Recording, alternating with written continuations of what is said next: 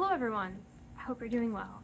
I'm the Emo Witch, and today I'm going to talk to you about sky divination.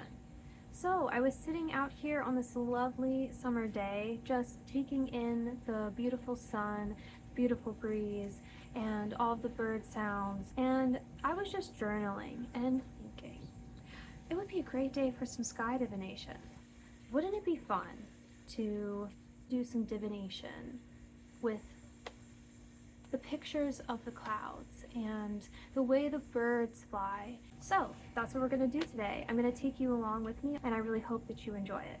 Sky divination has been a divination method that people have practiced since ancient times. It is a type of divination that has been practiced in many different cultures. A lot of these methods, especially with weather and the sky and the stars, etc., what's happening in the sky actually is based on ancient times. Some people call it Aeromancy, some people call it by multiple different names. There's actually specific names for the types of omens you're looking out for within Aeromancy, but I'm going to get into that in a different video. So yeah, I'm probably going to be making a whole other video, more of an informational video about sky divination, or more formally, Aeromancy. We're just trying to actually practice Aeromancy in this video. So there's a lot of different ways to do sky divination. There's a lot of different omens you can look out for. There's a lot of different elements to Aeromancy. Originally, it came through to me as cloud divination, where I would find pictures and shapes in clouds and interpret them based on my own associations and their symbolism. So I feel like a theme of this type of divination is definitely your inner child, right? When we were children, at least when I was a child, I used to lay in the grass and I used to look up at the clouds, and I used to find pictures in the clouds with my friends. It's such an innocent and cute memory I have, so I feel like this could be an exercise in which maybe you tap into your inner child a bit as well. So, as I was journaling and I was feeling called to do this, I basically wrote down a bunch of different methods in which I was going to try to do in this video for you. So I'm going to be doing this sky divination in two different ways. I'm going to be doing it once just closing my eyes and opening my eyes and just letting the sky tell me what it wants to tell me. And the second time I'm actually going to close my eyes and ask a question and then open my eyes and look for the answer. At the end, I will let you know how it went, let you know some of my own personal predictions that I made with this. I'm going to step out into the grass, and I'm going to lay down and close my eyes, and I'm going to calm my mind and take however long I feel called to quiet my mind and meditate. And when I feel ready, when I feel like it's time, I'm going to open my eyes and I'm going to take a look at the sky. I'm going to use my intuition to tell me when to open my eyes. It matters when you open your eyes because, as we know, the clouds are always moving. So that in itself is using your intuition to start off with. I'm going to note down what is the first thing that pops into my head as I'm looking at the sky. I'm also going to be keeping a journal right next to me so that I can jot things down, because I will definitely forget by the end if I don't do that. Another idea that I had is working with the directions. So north is the future, the south is the past, and east and west are the present and the subject matter. There's also other associations that different people have with the directions. I'm just going to be doing this in this video. If you're going to do sky divination, my advice is not to look at the forecast that day, not to look at the forecast the next week, and just wait for the day that you actually feel called to do it, okay? The reason that I recommend this is that it's just like tarot. Anytime we do divination, we can't know too many things about the elements of the divination we're using, right? So when we read tarot, we need to make sure that we don't see the cards as we're shuffling, right? It's the same kind of concept. So I don't recommend looking at the forecast. It can make you unintentionally biased. And I think that instead you should just go with your gut feeling, your intuition, what's telling you. If you wake up and your intuition's telling you today's not the day, then today's not the day. But if you wake up 3 days from now and you're like, you know what? I feel like the sky wants to say something to me today. There you go. That's today. So other things you want to look out for are, does it feel like the clouds are moving fast or are they moving slow? Did it get cloudier? Did the clouds clear up? Did it start to rain? All of these things are omens and signs that our spirits are trying to communicate with us through the sky. When we do sky divination, please don't look at the sun. You do not want to look at the sun. There are other ways to tell how the sun is interacting with the clouds in the sky. For instance, if the sun is going within the clouds, obviously it's going to feel a little bit darker, right? You'll notice the change in light around you, and that could be an omen. And so while you're observing the sky, you will probably find that there are other omens that appear around you too, such as birds, bees, dragonflies, butterflies, leaves falling down, feathers. A feather literally just fell down in front of me, right there. The sounds of the cicadas and stuff like this, basically. It's the type of bird, the type of bee, etc. It's where exactly it's flying. Is it flying east to west? Is it flying north to south? Is it landing near you, or has it landed away from you? What kind of plane is it? Is it a jet plane, or is it a double winger plane? Other things are like, can you actually see the bird or the plane, or can you just only hear it? Also, the number of leaves, birds, clouds, etc. can tell you a lot. And as I was talking about birds and how they are omens, a bird literally flew up onto this ledge right here. And I thought it was my dog, but it was actually a bird. And I looked over and I chuckled to myself because I was like, oh my goodness, it's a sign that I should be doing this video. And as I watched it, it flew away, and I was thinking to myself, I wonder where it's gonna float away, and it flied onto a telephone line. So I just got a message right now, which is that I'm going to be receiving communication. Also, I would pay attention to all of your senses. So, what sounds are you hearing? What scents are you getting? Those things as well. How does the breeze feel on your skin? When we utilize our senses, we ground our energy, we bring ourselves into the present moment, we can even focus better during our divination.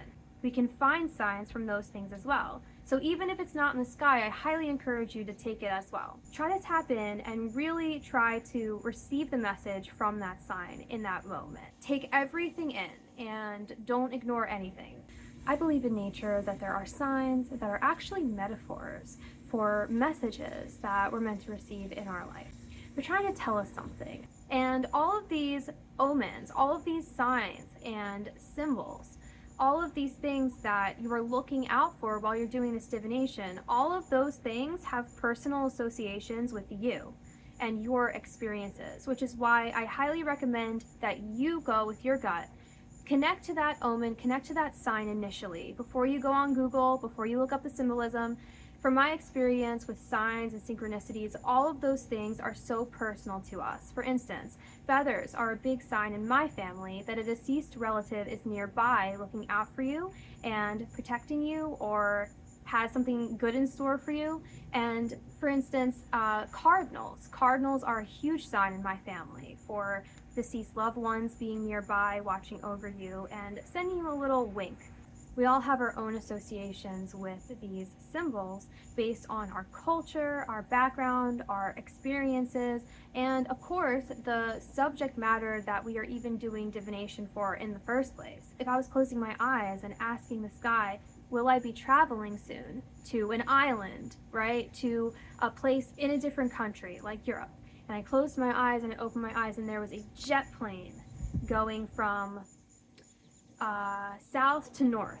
That would be an omen for me that the answer is yes, in the near future.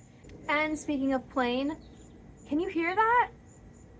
That is up above us, and it is the loudest plane that I have heard since sitting down today. So I'm going to be sharing this with you on camera. I'm going to share with you at the end my insights. All right, now that we got that all out of the way, let's get started. And of course, just so happens to be golden hour as soon as I say that. I really hope I got everything I wanted to say in this. I just feel really called in this video to wear a veil. I don't always wear veils when I do divination, but I do sometimes. So I actually got this veil from Chaotic Witch on. Let me go get it. All right, here we are. Okay, so this veil is already prepped. Hi, Bella. Bella wants to say hi. So this is so beautiful. I love it so much.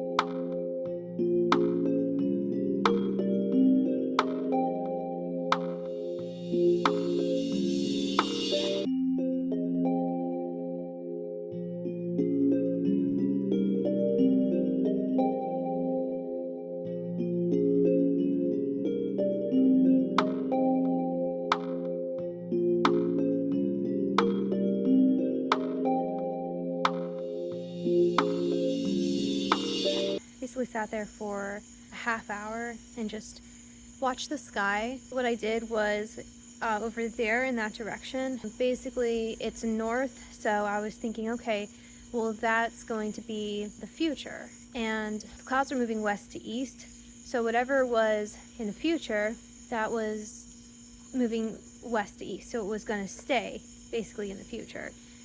So I was able to capture some messages there, and I actually had a lot of messages from the past, which was interesting, and a lot of messages for the present too. So it wasn't, actually got more messages for the present and the past, I think.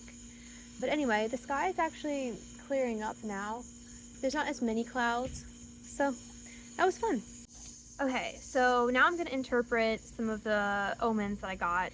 So to start off, I got the letter F for some reason. F. I'm not really sure why. I also got like an archer or a Sagittarius or like Cupid or some sort of spirit associated with love, because I saw like an archer. So it was interesting. And then I also got a kiss. Like, you know when you kiss the paper and you see like the smudge of the kiss? I got that too, which is also really weird.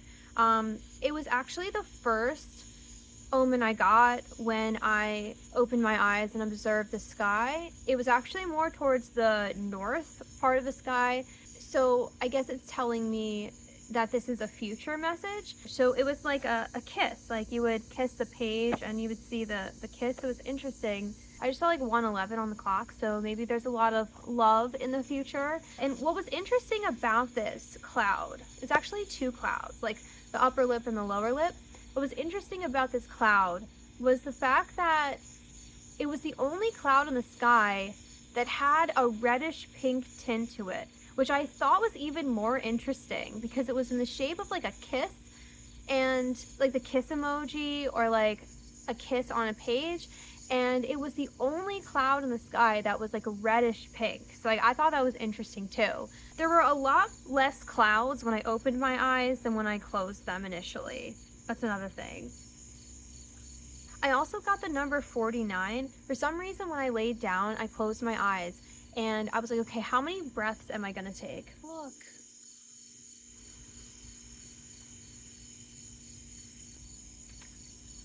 I saw a turtle in the future. Turtle in the future. I'm interpreting that as something that's taking a long time that ends up paying off, but it's kind of like slow and steady is the best way to approach it. And I already have been feeling that energy so far this summer because I've been working on a lot of projects, but they are taking a really long time. I've gone way more in depth in these projects than I probably ever needed to, or probably was practical, but I don't care because I just really wanted to turn out the way I wanted to turn out. But I think that in the future, that slow pace is definitely going to continue for a little while longer. And I also saw the turtle as a seagull as well. So I saw them as both.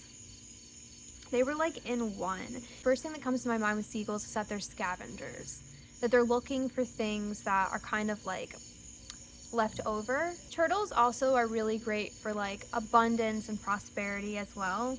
And this stuff that I'm working on, that I'm taking my time with, is associated with like career. Basically, it's content that I'm making. I saw a person with a dress and a crown on top. And I also saw an owl in the present and a fish. The owl was also a fish, depending on where you looked at it, what way you looked at it.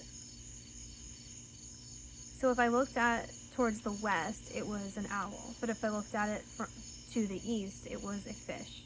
In the present moment, there's some wisdom that I can utilize to increase my finances. There might be abundance of wisdom. I also do believe there's going to be travel in the future. Most of the planes I've seen have gone to the northeast. A lot of my cultures are northeast of me. I do plan on traveling there in the future, so that would be accurate. Okay, so we're back inside. It was getting dark out. So one of the phenomenons that I wanted to tell you about with aeromancy is shapes in clouds, pictures in clouds that are frequently changing. So it's telling you about an event that is progressing and in the way in which it's progressing. So all of those shapes represent the sections of the progression, and you can tell a lot by the comparison between the shapes as well. So for instance, when I was outside, I saw in the clouds a seahorse, a pegasus, a dragon, a swan, a llama, and a sheep, all in the same cloud and in that order. And at the end, it turned into a pirate ship. So for me, I really felt like that was telling me about a progression of an event. It could also tell you about a situation that's going to take place in the future and it hasn't happened yet, and you could still see the progression in which it's going to take form in the future as well. I've also seen it as representing an event that could be unstable, or it could involve an energy of moodiness, also a situation that's prone to change, or doesn't necessarily have a fixed position. It could be a situation that's still developing and hasn't really fully reached its final form yet. The way I interpreted this omen was that there's going to be a situation that at first feels very innocent and exciting and carefree at first, and then it's going to become something that requires a lot of hard work, doing things that are a little outside the box, stuff I'm not used to, and also pushing through with resilience. I felt like the Pegasus was representing I'm gonna have to do things that usually I don't necessarily do. And with the dragon, it's also that fighting energy, that resilience, that determination. And then the swan, which is a calming of that energy. It was kind of cool seeing a dragon so ferocious, right? So powerful. Then, what's the word? Then take form of a swan. The huge contrast between those two showed me that after that, the llama and the sheep represents rest afterwards. I do know what that is referring to. That is a specific situation that I have experienced in my life. I'm currently in the dragon phase of it, and it did show up in the present, so that would make a lot of sense. I want to say that for this general reading, a lot of the messages coming through are really general. They're very, very vague because that's the template in which I used for this. I really was just trying to see what would come out, what was wanting to speak to me, not necessarily knowing too much specifics. It really does take your own personal associations with these symbols to actually create meaning within them, because otherwise you can get lost. You could really not know what's happening, and like a dragon for me is going to be different than what a dragon means for you. I also think this was so awesome. I actually saw a chicken leg, and my fellow Slavic witches will know what that means. And I also saw a scorpion, and I saw the scorpion also take form in a hammerhead shark. I know it's really specific. Perhaps someone under the sign of Scorpio will come into my life who will prove to be very significant. A friend, or I do have some family members who are Scorpios, so maybe there's going to be a significance to that I'll find out later. And I also got a boat that actually had the head of an elephant in the front of it, and its trunk was like blowing water. So I feel like with the boat and the elephant in the front, I feel like that was something that had to do with travel. I saw so many planes, by the way, so many planes during this. I also want to mention layers of clouds. So that is very significant. Paying attention to the layers of clouds, the different textures, the denseness of the clouds, the colors. Multiple situations can be represented by these different clouds. Sometimes if you really look, especially if you have a really cloudy day, or especially during a sunset, I've noticed you can actually see the multiple different colors and shapes and layers of the clouds. And that could indicate timing, that could indicate how different situations are going to be interacting with each other, maybe even how different people will interact with each other. Like if you have two people that are in the clouds, you see two faces, and those two faces drift away from each other, or the one face ends up dissipating and it's not a cloud anymore within a few minutes and the other face is still there, that could indicate a separation.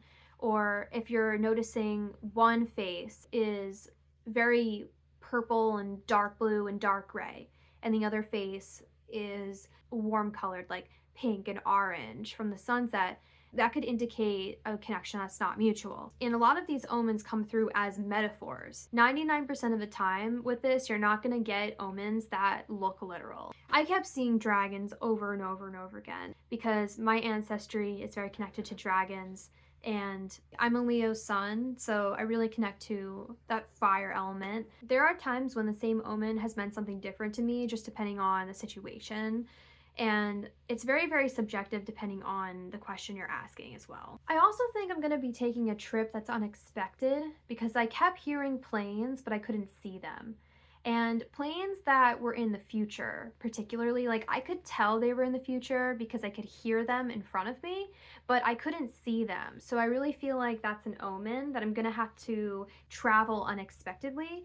I don't think it's necessarily bad or good necessarily. I think it's like neutral. And either it's a surprise or it's just unexpected in some way. And I also saw a lot of planes that were coming from the south to the north. They were normal planes, so they weren't jet planes. So they were just planes in which people fly for fun. I feel like that indicates short distance travel from where I'm currently located to the north of me.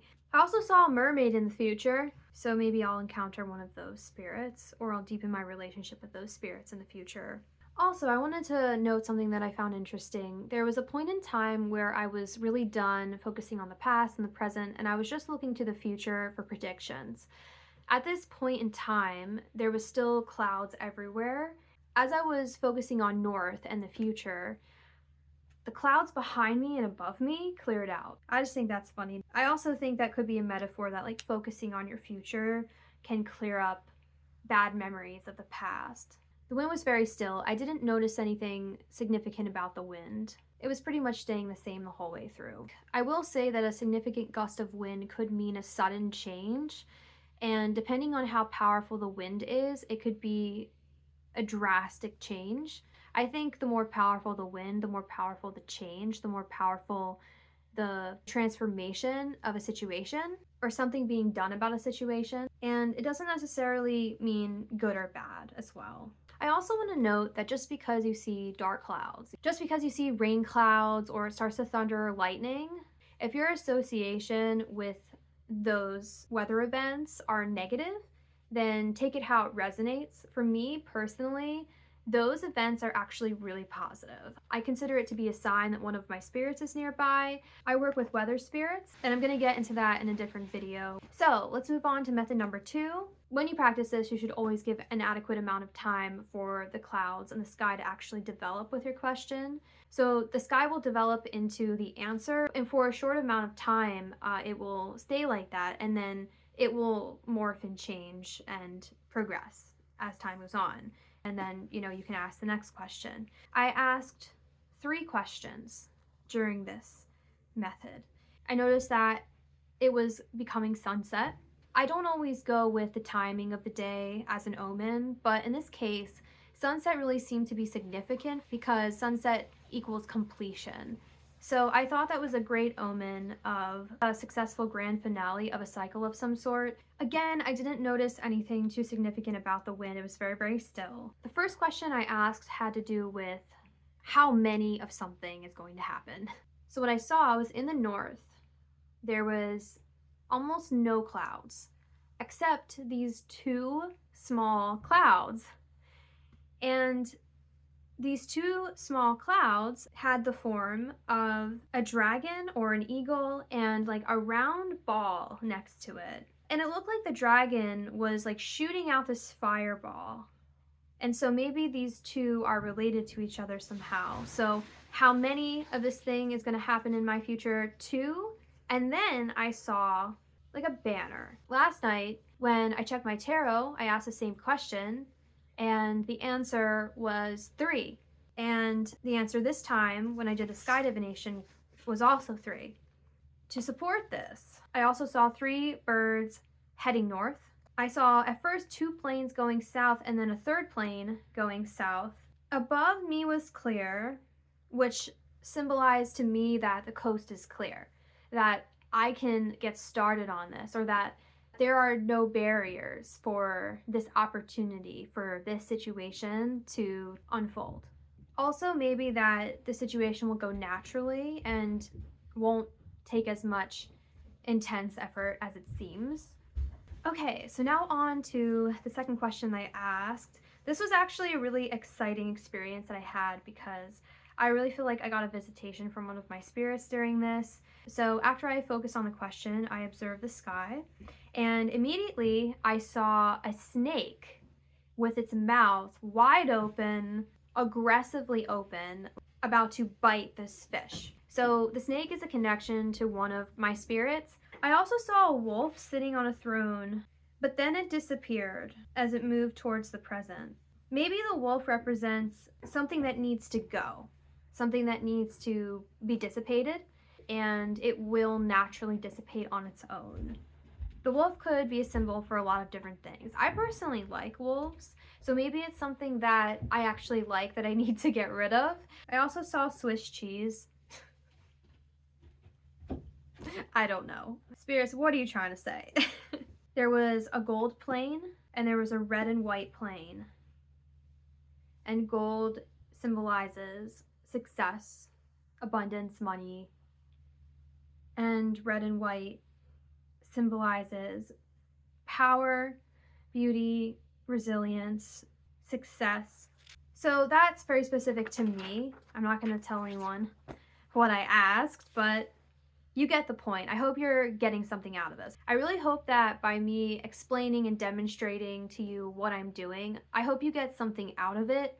I hope that you see how this can work and how you can do this. So during this question, it was pretty awesome. As I was observing the sky for this question, I saw a massive bird come out of nowhere. Massive bird. It had to have had like a 5-foot wingspan. It was a massive bird, and unfortunately, it happened so quickly. Like, I was so caught up in the moment when I saw it that I didn't really get a good glimpse of it while it was flying over me, but it was massive. And it swooped down, and it actually landed in my yard, but it unfortunately landed behind a tree in my yard, so I could still see it a little bit, but I couldn't really see the entire thing. So I know that it was massive though, because when it caught whatever it caught on the ground, you know, it flapped its wings again to fly up, and its wings were massive. It was either a falcon, a vulture, a hawk. It could have been, in a rare case, an owl or an eagle. However, whatever kind of bird this was, it was really, really massive. That was a huge sign for me from one of my spirits, because this particular spirit has sent me many large birds in the past as signs and omens. And it was really cool because I also saw an axe in the sky, which is another symbol that's associated with this spirit. I was really caught up in the moment with all of these symbols that were associated with this particular spirit that I have a very deep relationship with. After that, I knew that this whole situation I asked about was being taken care of, and the bird flew directly overhead of me. Wow, it was so majestic. I was in awe at how beautiful this bird was. I know that one of my spirits visited me today after seeing that. I also want to note that it's not very often we see birds like that where I live, and not birds that large where I live. And not birds that large that land in my backyard so close to the house like that. What's also really cool is that the snake symbol represents another spirit that I have a relationship with, and both of these spirits are associated with my Slavic cultural practice. It was really cool to see them both show up in the same reading and in such an obvious way. All right, so we're approaching the end, the last question. So at this point, the sky was really, really clear. Most of the clouds, after the large bird came through, dissipated. I saw somebody holding an axe or a wand. They were holding something, and they were like about to strike something with it. That's what it looked like. So I got the saying, strike the iron while it's hot. So as this person, this figure, striked something with this wand or axe or whatever it was. It's like the clouds dissipated, almost like they were ashes, and then they ended up forming like a dragon or a phoenix. It was so interesting to watch this happen because they always say the phoenix rises from the ashes. It was so interesting to watch it in front of me. And then I saw the clouds form into an owl shape, like an owl that was perched on a branch. An owl is a huge symbol for me as well. And to me, it represents wisdom and deceased relatives looking out for you and all things witchy. And then I watched the owl dissipate and the entire sky was clear. And I knew that it was the end of this divination practice. Every time I do aeromancy, it becomes more and more fascinating to me. I think that it's a type of divination that's often overlooked. I think the concept is so abstract and so not structured that I think people often might get lost trying to figure out how to do it, or maybe they just don't know where to start, or maybe they just don't have as much interest in it because it's not necessarily really popular. But every time I do this, it becomes more and more amazing to me. And I'm really, really happy to share it with you today. Okay, I actually forgot something. Hold on. I have a few more takeaways before we go. Hold on. I'm almost done. I know, you're like, when the fuck is this bitch gonna shut the fuck up? Okay,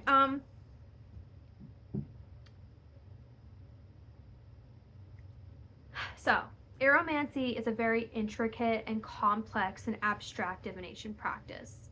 I really tried to keep it simple in this vlog, but of course, I did not keep it simple at all, because if I think of anything to share with you, then I really just want to share it with you. So I hope that it was easy to follow. And another thing is, wait a significant amount of time between questions. Like I said before, the sky really needs time to develop and to develop an answer to your question.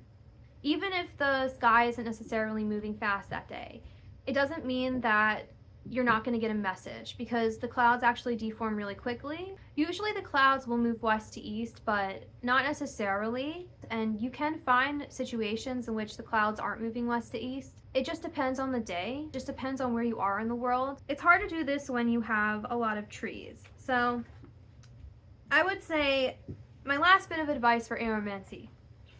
And as I said before, I'm going to make a whole other video getting even more in depth into aeromancy, so look out for that. But I'm just going to leave you with a few more things to think about. It's hard to do this when there's a lot of trees around, so if you're going to practice this, a word of advice, try to find an open field or a place where you can really look at the sky without like too many trees towering over you. I know that sounds obvious. Okay. Well, so I really, really hope that you enjoyed coming with me, doing this divination practice. I really hope you got something out of it. I hope it inspired you in your practice somehow. I hope that maybe it opened your eyes to something that you maybe didn't consider, or maybe you have already done aeromancy before and you have something to share in the comments. Please share it in the comments if you've practiced aeromancy and your thoughts on it. It's been awesome to take you along with me, and thank you so much for watching if you watch this far. I'm gonna let you on a little thing I'm doing on my channel. So there's a little saying that my pop-up always used to say. I love him so much, as I love all my spirits from all my different cultures. And so, as always, Nostrovia! What was it that he always used to say about like shots and stuff? Like, puts hair in your nose? It puts hair in your nose. Puts hair in your nose.